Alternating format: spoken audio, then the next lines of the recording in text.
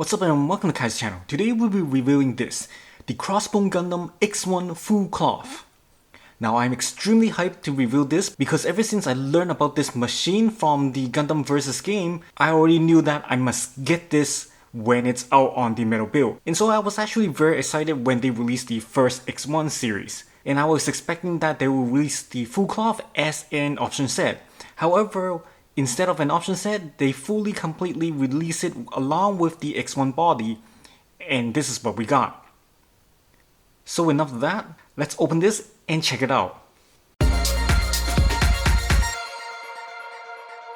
So coming right out of the box is the first layer. Now the first layer, as you can see, there's tons of pink items here, which are the beam effects. On the left, those are the beam shield effects. And then to the right is our core fighter and also the two beam saber right on the top. And to the right of the core fighter, we got the two beam saber effects. And then to the right, we got is the iconic weapon for the X1 Full Cloth, which is the Peacock Smasher. And underneath it, a little to the left, you have it's the Buster Gun and also the grenade right there. And to the right of the Peacock Smasher, we got is the two different beam effect for the Beam Chamber. And then to the right of that, we got two straight beam effect, which are new on this set. And I believe this is for the bigger sword, the Muramasa Blaster, which we'll get into a minute. And next to that, we got these series of beam effects. That's also, which I believe is also for the Muramasa Blaster as well, which is this large weapon next to it on the left of that beam effect. And then on the top and bottom, you got these two chain-like weapons. That's for the anchor for the X1. And at the bottom right corner, you got these two little blades. And then next to it on the left, you got these two wired weapons. Now on the bottom row, starting from the left, you got are these different hands that you can change into. And then also next to that on the right are these two beam effects. That's for the brand markers on the X1's hand. And next to that, you got is the beam chamber. And then finally, you got is this non-transformable head for the X1 Full Cloth. And that's it with the first layer. And here we have is the second layer. Now the second layer only consists of the Full Cloth itself. You can see that the two shoulder piece on the two corners on the top, and then underneath that are the Full Cloth components. And that's it. Now just looking at it right here, it's already looking really great. So can't wait until we take it out of the box and see how it is. As for the final layer, obviously it's the display stand set itself. You got the base and also the supporting arm, and also one more transparent arm, most likely is for supporting the weapons. And that's it. Last but not least, obviously is the X1 body itself. Now the two pieces on the top and also on the right are these parts for you to connect to the display stand for displaying purpose. And the two on the bottom left are the two brand makers that you can connect onto the X1's arm. And obviously in the center is the X1 itself.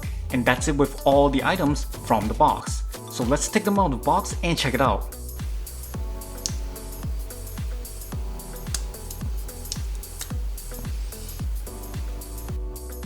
So coming right off is the core fighter. Now the core fighter, now just like the original X1, it can be displayed as an individual unit. Now the coloring is done very nicely. You can see the gold, it's looking very sharp on the beam saber slash Falcon near the front cockpit, and then also on the lines near the thruster. You can see those four panels are colored in gold very nicely along with the silver at the near end. And also in the thruster part, it's colored in bronze on the outer and also gold in the inner, so it's very detailedly done. So just the core fighter itself, it's looking really great. And on the tip, you can see that it's colored in a dark blue instead of a black, which I remember the original X1 was. Now as you can see, just when we're putting it together, the two beam saber actually can be taken out so that they can put the beam saber effects and become a beam saber, but we'll get into that later. And also the four panels on the back, those can be spread out, and I'll show you guys when we combine it. The cockpit window cannot be open, which I did really hope that they would actually have that kind of gimmick on this X1 Full Cloth, but unfortunately that didn't happen. And obviously, being that similar to the original X1, this core fighter can actually be transformed and combined to the crossbone itself. So let's do that. Now first, for the beam sabers on the two sides, we must first flip them up to the top. And you can do it like this very easily, and both should look like this. Afterwards, the second step, the tip of the cockpit, pull that down and push it all the way to the bottom like this. And we're all set with the core fighter. So let's put it onto the crossbone. So putting it on, it's very simple. You simply just push it in, but you must be careful. The two beam saber handles on the top must make sure that they go straight into the two holes on the shoulder, and make sure you don't scratch the paint on it. So you must be very careful to align those two and then push it in. Now obviously the thruster, you can expand it like a cross at the back that we've usually seen, but aside from that, you can actually push this down like this for its resting position. But of course we're not going to do that, and we're going to expand the thruster into its usual form. So all you have to do is basically pull the thrusters one by one for each panels, and then for each thruster itself, you just have to turn it to face backwards.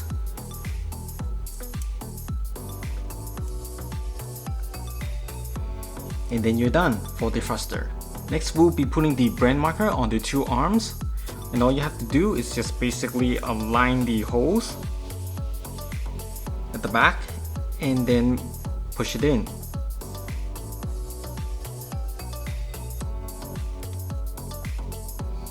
And finally, and also the most important part, it's the skull part on the chest, which you basically just push it in, and then you're done. Now here it is, the X1 Gundam without the full cloth. Now at a glance, you might think that this is exactly like how it is with the original X1 before, but there's actually a little bit different, which is, as you can see right here, it's on the head. There's actually another antenna at the back which looks like a feather on its left side of the head. And basically without this little part, the entire Gundam, you can say that it's actually identical to the original one. Now obviously the coloring's a little bit different, as I remember that the original X1, the dark color, it's actually nearly a black color. While here, you can see it's actually a dark blue, which I believe it's most likely be matching with the rest of the full cloth's color. Otherwise, it might look awkward when there's two different shades of colors put together. But honestly, aside from that, there's really not that much noticeable difference that I can think of. Obviously, I'll be doing a much more detailed comparison between the two next to each other in another separate video, but as for now, this is how I see it. Now the overall coloring, aside from the dark color that we just mentioned, the white is a matte white, and the red on it, it's actually a gloss red color. While that goes without saying, the gold color, it's done very nicely on this piece, which I love a lot. And also you can see that there's these little red decals all over the body as well. And I must say the coloring on this, it's actually done very well, and the gimmicks on this one seems to be aligned with the original X1. Which is the shoulder, you can actually flip up and then open up. The arms, the brand maker, you can actually flip it out all the way to the front of the fist.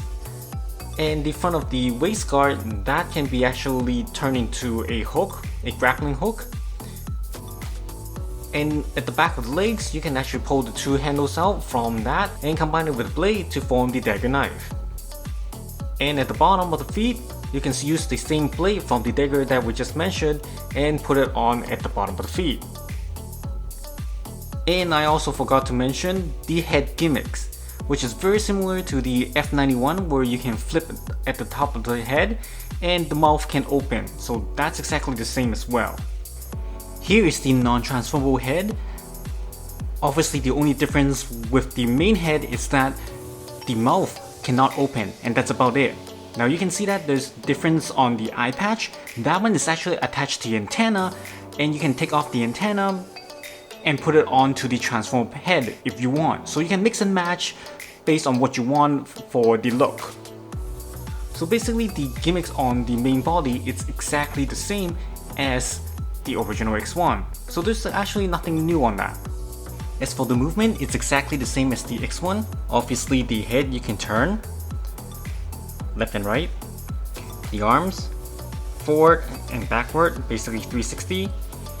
And then horizontally, although it's a little bit tight. And then the shoulder part can actually tilt forward like this. And obviously the elbow joint can turn.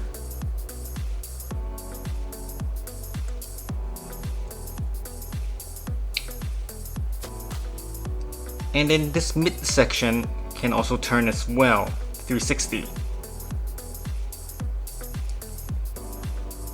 And of course, the fist.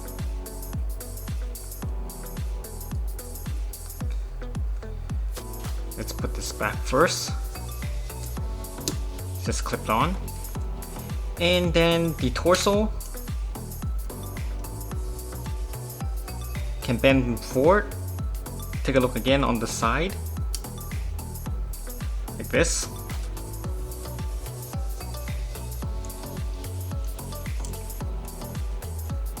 As for the legs,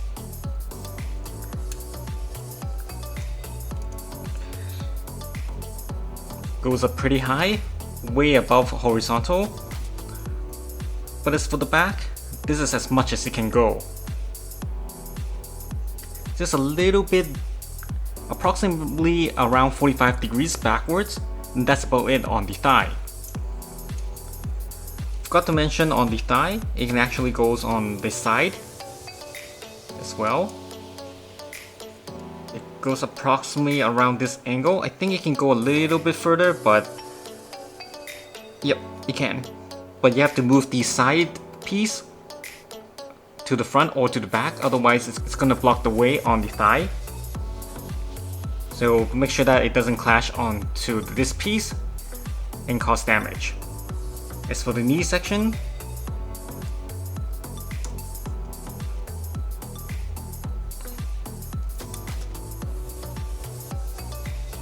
as you can see, it actually bends all the way back very nicely. And then the feet, the tip of the toe, it goes down like this and up, and that's it.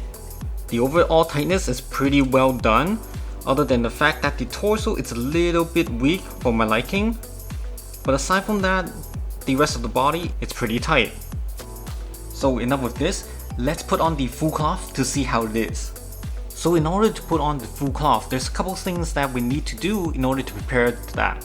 Which is first, we have to remove the front skull piece on the chest. And then also remove the core fighter from the back. So now that we have removed all the components that's not necessary for the full cloth, now we put the first part of the full cloth, which is the center chest piece. Which is basically you just slide it from the front and push it in. Next we'll be putting on the shoulder, and in order to prepare for that, you must flip this little thing up so that it reveals the little hinge for putting the shoulder part on. So here we have is the left piece of the full cloth, and it's so far it's looking really great on the coloring, but we'll get to that later. First we must put on the skull head, which is this piece right here, and first flip it down, these claws, so that's like this. And then you can see this little claw right here, it actually matches up onto these hinges. That's right in here. It's pretty hard to see, so bear with me on this. And you just push it in like this.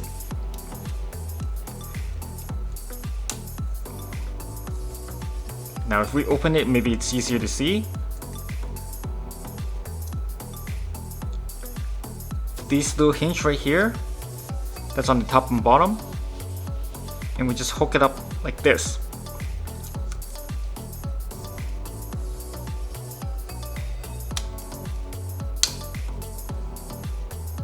Okay, it's hooked, And there you go.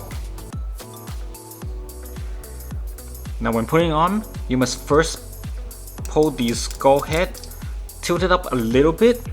Now this is crucial, otherwise you won't be able to put it on, so it's very crucial that you follow this step. Now don't pull it too high because you need to tilt the front and back panel a little bit forward. Now if you do it too high, like this, now you can't open it. So only tilt it to the point where the eyes are level with these two white pieces. Then you can still open it. And what we want to do is that the little hinge right here goes to the shoulder part that we were talking about. And so we just put it in. After you put it on, push the skull head back down in order to lock it into shoulder. Now technically, if you do it right, this little hinge should go into the shoulder to lock it in place. Obviously I'm not doing it right, and we have to do that.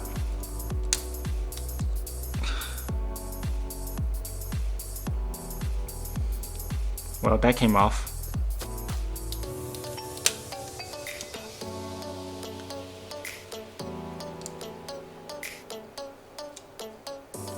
Just like this, it's locked into place.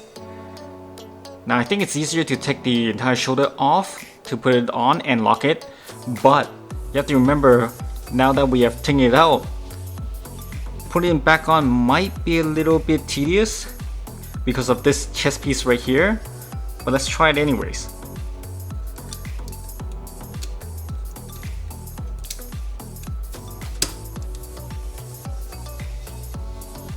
Okay, that was easier than I thought. So let's continue with the other side as well.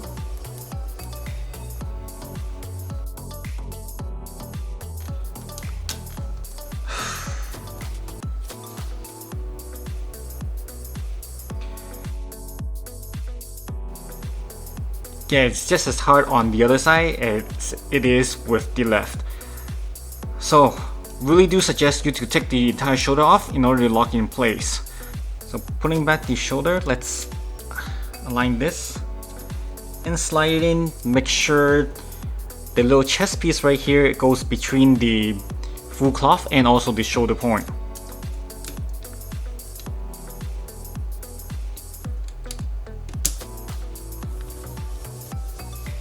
Like that.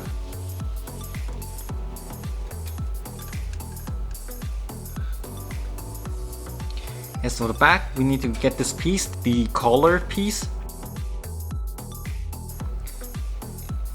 And when putting it in, make sure that little feather antenna, it's pushed inward so that it doesn't block this piece. And basically this piece goes on to where the center chest piece, the two plastic right here. And make sure it's locked into place. Okay, that should do it. And finally, we put the core fighter back into the X1 and we're good to go. And here it is, the X1 Full Cloth assembled. And I must say that it's absolutely looking very sick, and I just love it. It totally meets my expectation on how it looks. The coloring is definitely on the scale, looking really great. You got the metallic blue on the entire full cloth, and also the metallic colors on top of it. It's absolutely beautiful. The decals, those are silver coloring, and the balance of the gold and silver, it's done very well. Obviously there's the gloss red on it as well, that makes it look perfect. And the two skull head on the side with the red decals and also the silver coloring on the eyes of the skull, that's done very nicely.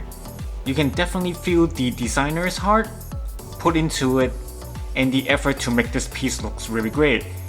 So definitely kudos for that. However, there's a couple things that I've noticed while assembling is that number one, just like I mentioned before, the skull when you're trying to lock into the shoulder, that is very hard to do.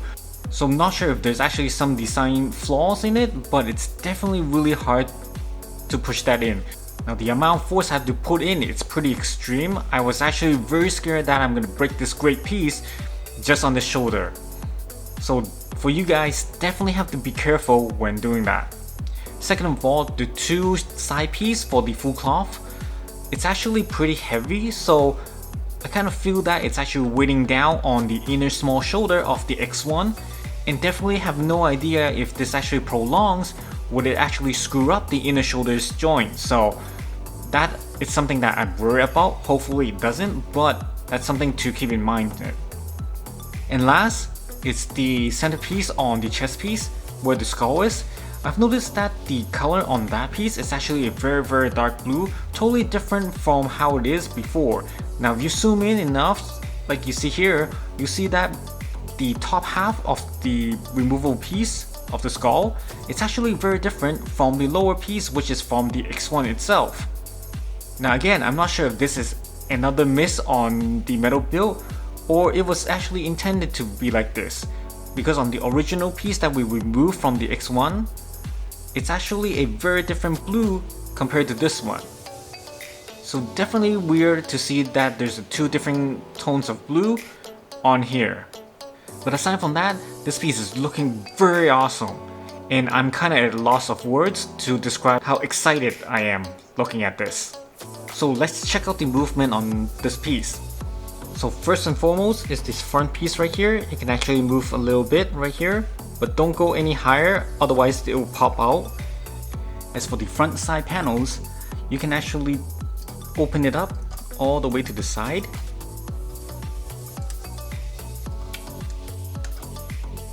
To this angle, but not only that, these two flaps can actually split open, just like this. And then this bottom flap right here can actually tilt a bit to the inside, like that. And then this entire panel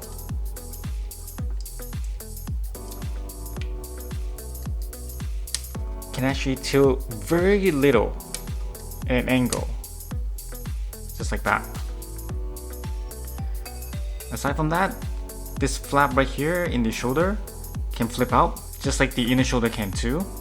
And that's about it. Moving to the side, there's this blade on the front panel and also on the back, so both of them can actually rotate out. As you see here, can rotate out. There's one joint right here that can rotate and also can move out forward, and then there's another joint right here that you can turn the blade out like this.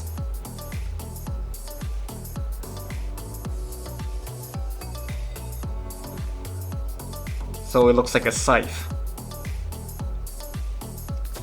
As for the back piece, similar to the front, splits into two pieces, this smaller piece, and then you have the scythe right here, and the bigger piece.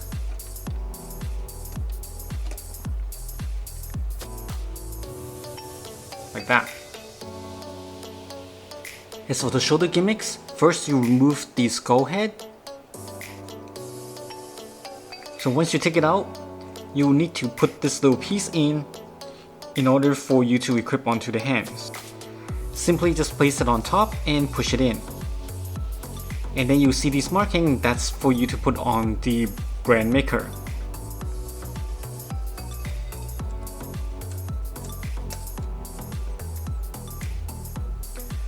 So first, bring the brand maker from the X1 to the front.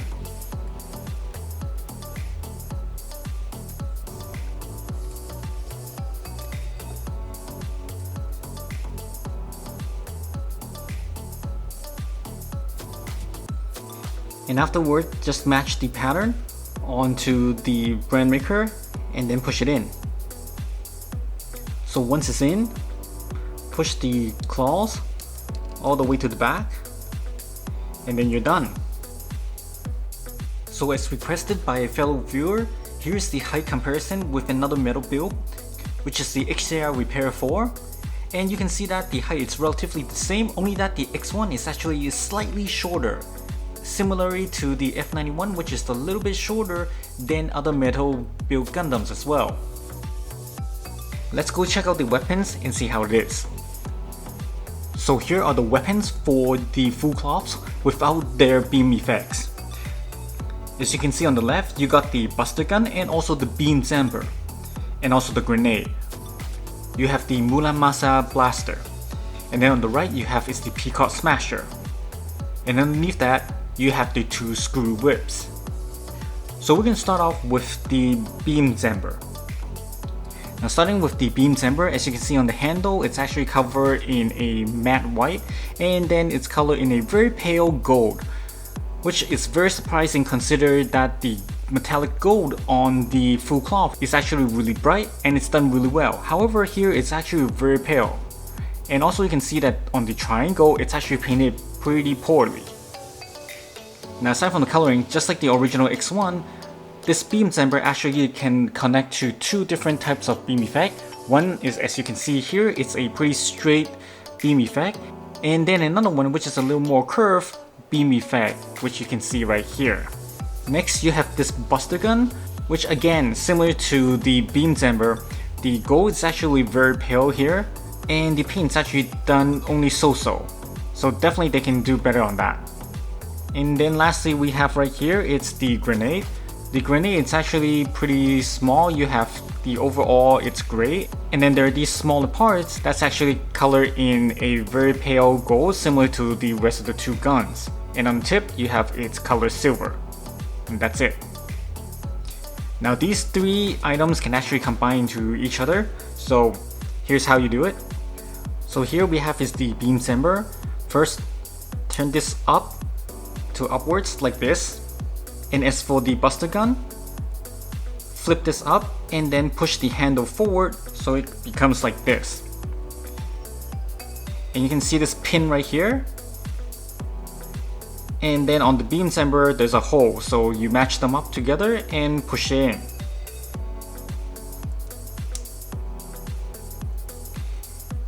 And it becomes like this. And lastly, take the grenade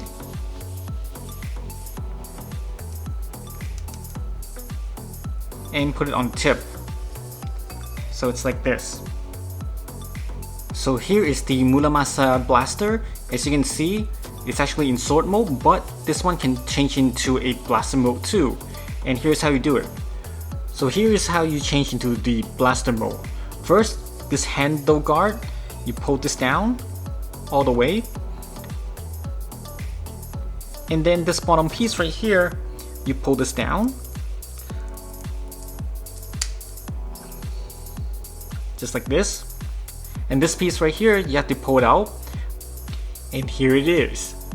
Although the instructions said to pull this piece upwards, I find it easier to pull it sideways in order to get it out. So in case you're having difficulties, do try to pull it out sideways instead of upwards. Now in sword mode, you can actually equip the beam effects. So you have it right here, and then you just basically put it on these yellow slots. So just like that. And finally, the tip, you gotta remove the white part right here.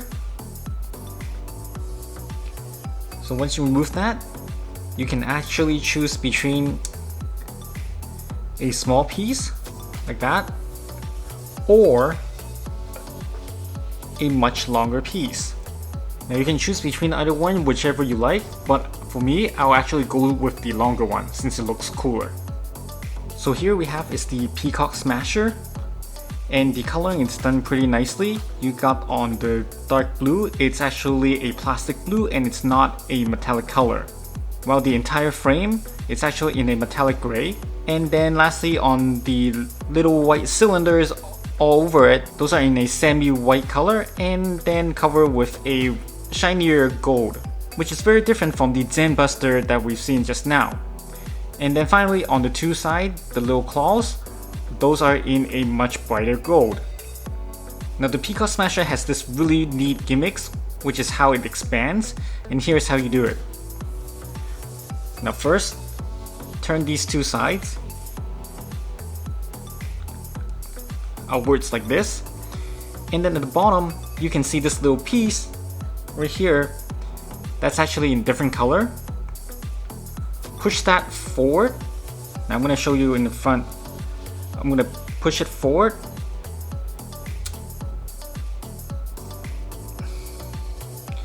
Now you can see when you push forward, it actually expands automatically, which is very neat. So similarly, when you want to push them back together, just push this backwards and then it'll close up. So it's very neat gimmick.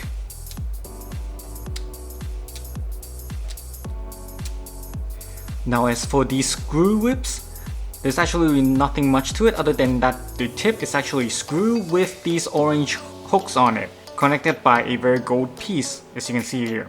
Now the wire is actually metal, so you can actually bend it to however shape you want. And as for the handle, it's actually this gray piece that connects to it all. Now there's actually something special on this. If you look at the back of the X1 on the waist, you can actually see these two handles actually on the back of the waist on the X1. And they can actually be removed for becoming this weapon. So it's actually pretty neat. However, this little piece is actually connected by a very small point, as you can see here. So it's actually very easy to come off. Therefore, you must be very careful when putting this on or when you're handling the X1 that it doesn't come off accidentally. As for the display stand, it is engraved, and then you have these designs on all four corners and Crossbone Gundam X1 on the bottom with its logo. Now this is very similar to the original X1, however you got this full cloth that's written next to it in reflective silver. Now I'm actually a little bit disappointed in the design because all they did change is to add the full cloth words in it in silver, and that's about it. Honestly, I was expecting that they would actually redesign the base stand with a much more high-class looking design to match the actual full cloth. However, all we had is this, that they add the full cloth words next to it only. So pretty lazy job if you ask me. So in conclusion, what do I think about this piece? This piece is actually very great. Even though the overall X1 main body is very similar to the original X1. However, the full cloth and its gimmicks and also the weapon and beam effects, all together those pieces are done very great, and I absolutely love it. And honestly, so far there's actually no major issues that I can find other than the fact that, for example, on the skull head on the shoulder, the locking point that I mentioned, that's really hard to push in, and also on the Muramasa blaster, the front piece is also very tight that it's difficult to pull out. Another thing I want to add is that due to the bulkiness of the full cloth, it actually limits the X1 movement greatly. And you can see from my posing, it's always very similar because the arms can't really move too much onto the side as well as to the front because of those panels of the full cloth. And that's not only applies to the arms but also to the legs as well. Because of the two smaller panels on the front, that actually limits the legs movement just as much. So it might take quite an effort for you to pose a very cool pose with the full cloth, so just keep in mind that. So as a product, this piece is actually very great and I do recommend it. Those who haven't got it, get yours now. Now one thing to keep in mind is that although there's no major issues with the product itself, the price of this may be a concern for some of you. Consider the fact that this is actually at a price of 33,000 yen, which is so far the most expensive single piece metal build that there is out there. So definitely it's not going to be easy on people's wallet. But I do guarantee you that although it may be expensive, this piece is actually very great and very fun to have as a collection. So with that, I'll actually rate this piece a 5 out of 5. So just before we close off, just want to see how many of you has actually experienced the similar issues that I'm facing, such as the skull head on the shoulder is really hard to lock in, and also the Muramasa sword, the front part, it's hard to pull out as well. Let me know in the comments because I really want to know if this is something that's just my product has this issue or does it happen with everyone else, so that other viewers might know that these might be the potential issue they might be facing when they purchase this piece. So definitely let me know in the comments below. Alright, and that's it with today's video. Hope you guys enjoyed it and find it useful. As always, do support me by hitting that like button and also subscribe to my channel for more videos. I'll see you guys next time. Thank you for watching.